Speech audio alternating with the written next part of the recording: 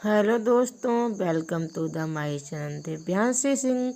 तो दोस्तों, अभी तक आपको हमारे एपिसोड कैसे लगे?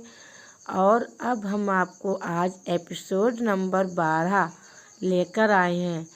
तो चलते हैं अपनी कहानी की तरफ। अब तक की कहानी में आपने पढ़ा कि आम्रपाली अर्जुन के साथ काली मंदिर जाती है, जहां दोनों की गलतफहमी दूर हो जाती है। आम्रपाली अर्जुन फिर से एक दूसरे के प्यार में खोने लगते हैं। तभी शिवम वहां आकर आम्रपाली के साथ बदतमीजी करता है। अर्जुन उसके बचाव में शिवम पर क्रोधित होता है और बदले में अर्जुन को मारता है, जिसकी वजह से वो गंभीर चोट का शिकार होता है। सही वक्त पर गार्ड्स वहां आकर दोनों की रक्षा करते हैं। अर्जुन का हॉस्पिटल में इलाज कर उसे घर छोड़ दिया जाता है। आम्रपाली हवेली पर आ जाती है। अब आगे आम्रपाली को अर्जुन की चिंता हो रही थी। अर्जुन दर्द से कराहते हुए वहां पहुंच जाता है। अरे अर्जुन बेटा, ये इतनी चोट कैसे लगी? वहीं हाथापाई की पड़ोस वाले दादाजी ने अपने बिना दांतों वाले मुंह से तुतलाते हकलाते हुए अर्जुन से पूछा। नहीं दद्दू, बाइक से गिर गया था, अर्जुन ने ऊंची आवाज में कहा, क्योंकि दद्दू को कम सुनाई देता था। कहते हैं आराम से चलाया करो बाइक, पर आजकल के बच्चे सुनते कहाँ हैं? दद्दू ने मन ही मन बड़बड़ाते हुए कहा। अर्जुन मुस्कुराकर अंदर चला गया। इधर शिवम गुस्से में जलने लगता है। आखिर क्यों वो आम्रपाली को उसी समय उठाकर ना ले आया जब उसने उसे पहली बार देखा था। गुस्से में वह शराब की बोतल को जोर से जमीन पर फेंक देता है। अबे, अच्छा हुआ खाली थी, शिवम के दोस्त गौतम ने कहा। साले, इतनी महंगी दारू को यूं ही बर्बाद मत किया कर भाई, हमें तो पी लेने दे। फिर से गौतम की आवाज़ शिवम ने सुनी। सालों, मेरे सीने में इस वक्त आग लगी हुई है और तुम्हें दारू की पड़ी है। कुत्ते पाल रखे हैं मैंने, शिवम ने कहा। कुत्ते वफादार होते हैं भाई, और दारू से आग भड़कती है। सीने में डालकर तो देख लो। ले पी कहते हुए एक बोतल गौतम ने शिवम की ओर बढ़ा दी। शिवम ने उसे पीते हुए कहा, बहुत हुआ, अब ये आम्रपाली मेरी होगी। उसकी आंखों में से जैसे अंगारे निकल रहे थे। क्रोध, जलन और हवस से भरा जंगली दरिंदा लग रहा था। उस वक्त शिवम उसने फिर बोतल को अपने मुंह से लगाया और एक साथ 4-5 घूंट पी गया। देर शाम को आम्रपाली हवेली के बाहर बगीचे में घूमने हुए अर्जुन बारे में सोच रही थी। हम कैसे पता करें अर्जुन कैसा है? उसके पिताजी भी उसके साथ नहीं, वो अकेला कैसे सब कुछ संभाल रहा होगा? उसने खाना खाया होगा या नहीं? हम क्या करें? अर्जुन के घर जाएं, लेकिन कैसे? पिताजी के सैनिक हमें हवेली से बाहर जाने ही नहीं देंगे। ये सब सोचते हुए उसकी नज़र गार्ड की तरफ जाती है। तब उसे एहसास होता है कि रॉकी काफ़ी देर से उसे घूर रहा है। वह सहज होने की कोशिश करती है और फिर बगीचे में घूमने लगती है।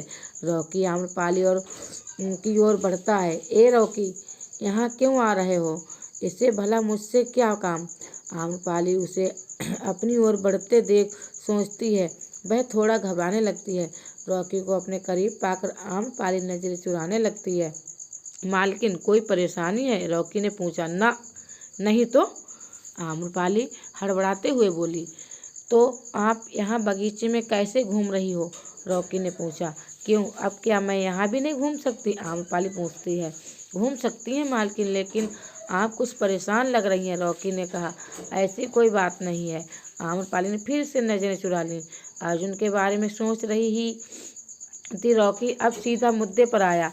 आम्रपाली ने रॉकी की ओर देखा। उसकी आंखों में वो देख रही थी और जानने की कोशिश कर रही थी कि रॉकी किस मतलब से ये बात सब कह रहा है। आपको कैसे पता? आम्रपाली ने जब रॉकी को सामान्य देखा तो पूछा। आप चिंता मत कीजिए मालकिन, अर्जुन ठीक होगा, रॉकी ने कहा। हम आम्रपाली अब भी असंतुष्ट थी। क्या हम जाकर देखें अर्जुन को? रॉकी पूछता है। क्या हम चल सकते हैं? आम्रपाली कहती है। मालकिन आते ही होंगे, मालिक नाराज होंगे, रॉकी ने कहा। आप हमारी अर्जुन से बात करवा सकते हैं रॉकी भैया, आम्रपाली रॉकी के हाथों को अपने हाथों में लेकर विनती करती है। जी मालकिन, कहकर रॉकी अर्जुन को फ़ोन मिलाता है, किंतु अर्जुन दर्द की वजह से सो जाता है, इसीलिए फ़ोन नहीं उठा पाता। रॉकी 3-4 बार फ़ोन लगाता है, किंतु सामने से कोई जवाब नहीं। अब आम्रपाली घबरा जाती है। क्या हुआ होगा उसे, मुझे डर लग रहा है। आम्रपाली कहती है, मैं जाकर देखता हूँ मालकिन, रॉकी ने कहा।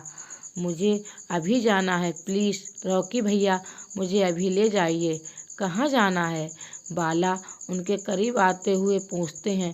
रॉकी बाला को देखकर थोड़ा सा सख्त अंदाज में खड़ा हो जाता है, जो अब तक आम्रपाली के सामने नज़ाकत से खड़ा था। मालिक को रॉकी कुछ कहता उससे पहले आम्रपाली ने कहा, पापा हमें ना गांव जाना है, रात में गांव का माहौल कैसा होता है हम देखना चाहते हैं। हमने सुना है वहाँ बाजार भी अच्छा लगता है। लेकिन अम्मा, पापा प्लीज़ जाने दीजिए ना, आम्रपाली ने कहा। राम सिंह, तुम घर जा रहे हो ना? बाला ने पूछा। जी मालिक, राम सिंह ने कहा। तो आज आप आम्रपाली को लेकर जाइए, रॉकी भी साथ आएगा। गाड़ी लेकर जाइए, आते समय रॉकी गाड़ी ले आएगा, बाला ने कहा। जी मालिक, राम सिंह ने कहा। रॉकी और आम्रपाली गाड़ी में बैठ गए। राम सिंह काफ़ी थक चुका था, अतः रॉकी ने उनसे निवेदन करके खुद ड्राइविंग की। राम सिंह बगल की सीट पर बैठ गया। आप थक गए होंगे काका, आम्रपाली ने राम सिंह से कहा। हाँ बिटिया, माफ़ कीजिएगा मालकिन, राम सिंह ने अपना वाक्य सुधारा। आप हमें बिटिया कह सकते हैं काका, आम्रपाली ने कहा।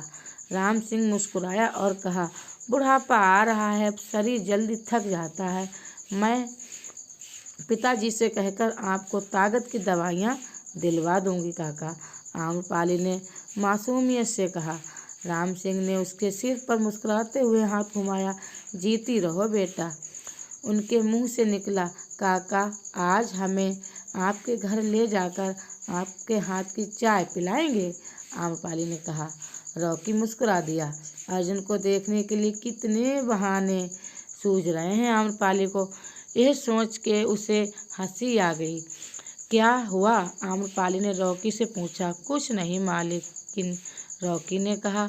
आप हमारे यहाँ की चाय पियेंगे? राम सिंह ने पूछा। उसकी आंखें भर आई थीं। आप पिलाएंगे तो ज़रूर पियेंगे काका, आम्रपाली ने कहा। रॉकी, गाड़ी पहले हमारे घर की ओर ले लो, फिर चाहते हैं समय से बाजार होते हुए जाना, राम सिंह ने कहा। ज़रूर काका, रॉकी ने कहा। कुछ ही देर में सभी राम सिंह के घर पहुंच चुके थे। आइए मालकिन, कहते हुए राम सिंह उन दोनों को अपने घर लेकर अंदर गया। खुद हाथ मुंह धोकर चाय बनाने चला गया। आम्रपाली और अर्जुन के कमरे में जाने लगी। मालकिन संभाल की, काका ने देख लिया तो मुसीबत हो जाएगी, रॉकी ने कहा। आप किस लिए हो भैया? आम्रपाली मुस्कुराई और चली गई। क्या आम्रपाली और अर्जुन के प्यार की भनक अगर राम सिंह को होगी, उसकी क्या प्रतिक्रिया होगी? क्या वो बाला को सब कुछ बता देगा या अर्जुन का साथ देगा? जानने के लिए सुनिए हमारा चैनल दिव्यांशी सिंह पे हमारी कहानियाँ। थैंक यू दोस्तों, और कहानियाँ सुनने से पहले हमारे चैनल को लाइक एंड सब्सक्राइब कर दीजिए। Thank you.